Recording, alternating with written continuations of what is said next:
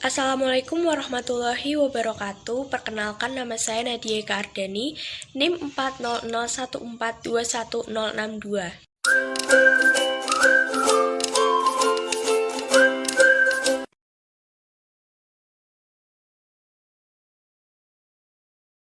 Sebagian besar dari kita pasti sudah tidak asing lagi dengan yang namanya lumut. Lumut sering kita jumpai menempel pada tembok, pada batu, pada bangunan-bangunan yang sudah tua, yang menyebabkan mindset kita bahwa lumut itu tidak mempunyai manfaat atau peran di dalam kehidupan ini. Namun, sebenarnya lumut memberikan peranan yang besar dalam hidup ini, tidak hanya manusia, tetapi bagi makhluk hidup lain.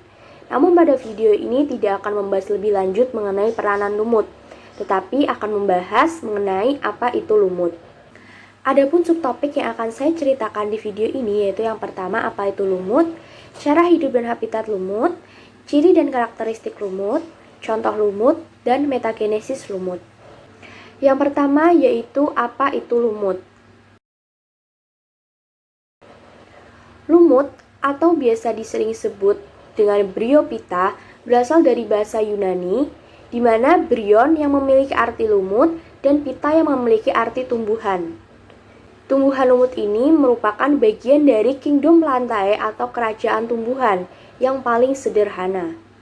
Tumbuhan lumut ini merupakan peralihan dari tumbuhan Talophyta dan Cormophyta, di mana tumbuhan Talophyta atau tumbuhan bertalus adalah tumbuhan yang tidak mempunyai akar, batang, dan daun sejati.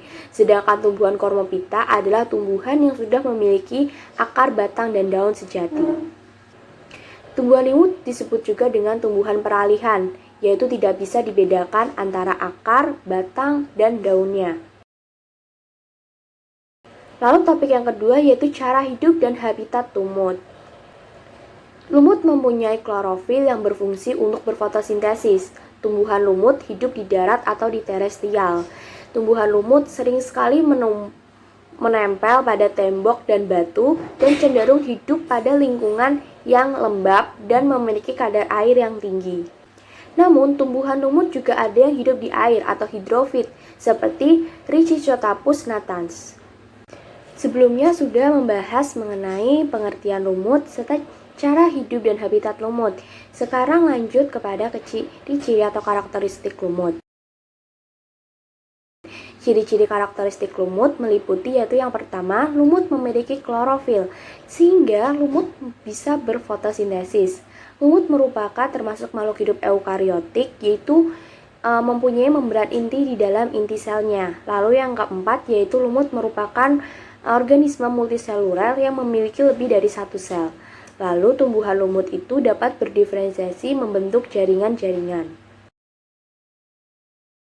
Lalu contoh-contoh lumut yang sering sekali kita temukan di dalam kehidupan sehari-hari yaitu yang pertama ada lumut hati, lumut tanduk, dan lumut daun.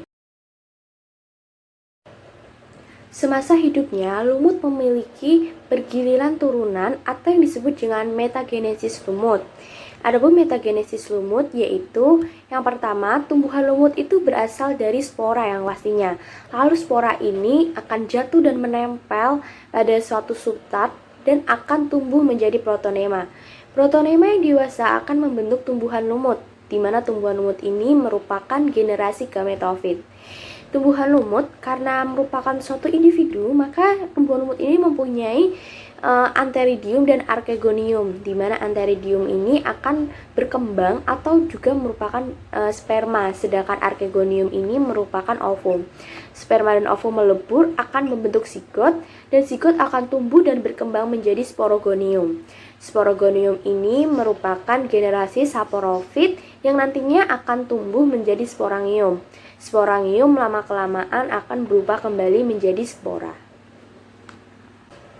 Sekian video telling story atau cerita mengenai tumbuhan lumut ini.